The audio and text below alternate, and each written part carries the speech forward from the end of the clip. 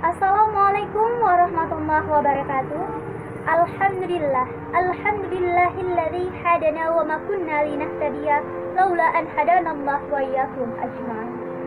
Puji syukur kita panjatkan kehadirat Allah Subhanahu wa taala yang mana oleh Allah yang masih memberikan kita kesehatan beserta umur panjang. Salawat dan salam semoga tak henti-hentinya Allah surahkan dan Allah lipat gandakan kepada pemimpin dan panutan kita umat Islam, yaitu Nabi Muhammad Sallallahu Alaihi Wasallam, yang mana oleh beliau yang telah menghantarkan umat Islam dari alam the darkness ke alam the lightness, atau dari alam kebodohan hingga ke alam yang penuh dengan ilmu pengetahuan seperti yang kita rasakan saat ini. Penghormatan saya kepada Dewan Juri, kepada seluruh panitia serta audiens Kejar Mimpi ID Lok Semarang.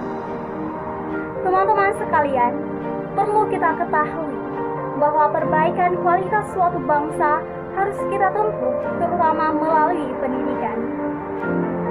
Pendidikan merupakan proses yang panjang yang tidak henti-hentinya untuk mencapai satu tujuan dan terbuka secara umum untuk menerima segala ide-ide dan konsep-konsep baru.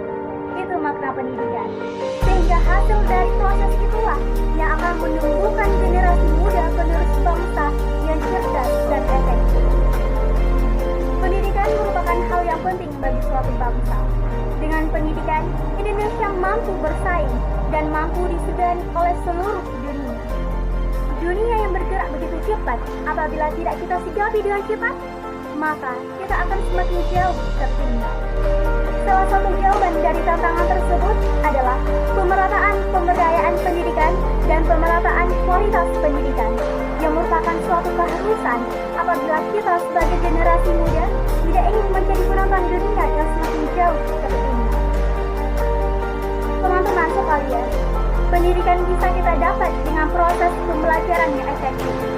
Namun, seperti yang kita rasakan pada saat ini, pandemi COVID-19 sangat berdampak bagi dunia pendidikan di Indonesia. COVID-19 ini secara tidak langsung telah mengubah paradigma pendidikan serta mengakibatkan pendidikan kehilangan relevansinya. Data UNESCO mencatat lebih dari 90% atau 1,3 miliar populasi siswa global harus belajar dari rumah. Bisa kita bayangkan teman-teman, hampir satu generasi di dunia terganggu pendidikannya. Dunia sedang tidak baik-baik saja. Akibat pandemi pula, jutaan para pendidik dituntut untuk bisa melakukan pembelajaran jarak jauh atau belajar dari rumah. Hal itu dilakukan agar kita bisa menjaga diri dari potensi terkena virus sekaligus memutus rantai penularannya. Sebagai manusia biasa, tentunya di masa yang krisis ini kadangkala membuat kita tidak berdaya. Ada keinginan untuk menyalahkan suatu pihak, ada rasa ingin mengeluh, ada rasa ingin menyerah. Namun, terlepas dari itu semua, kita memilih untuk terus bangkit dan berjuang. Itu semua karena keyakinan bahwa kita generasi muda tetap bisa mengupayakan keberlanjutan pembelajaran walau di tengah krisis pendidikan saat ini. Kita bisa menciptakan pembelajaran yang efektif meski di tengah pandemi saat ini. Kita adalah orang-orang hebat teman-teman. Buktinya bisa kita lihat untuk pertama kalinya guru-guru melakukan pembelajaran secara daring atau online.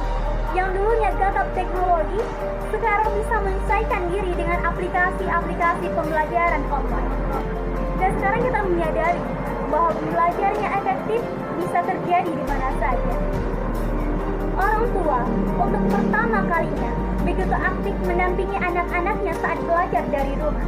Untuk pertama kalinya juga menyadari betapa sulitnya mengajar anak secara efektif.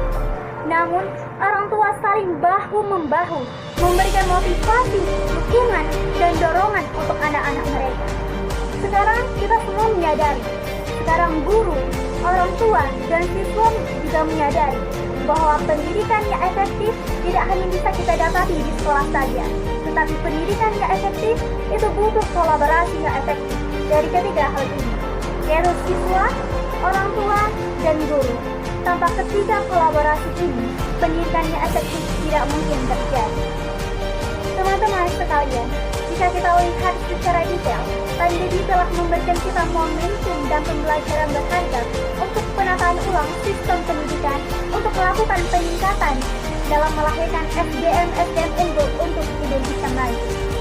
Teman-teman sekalian, kita adalah generasi muda.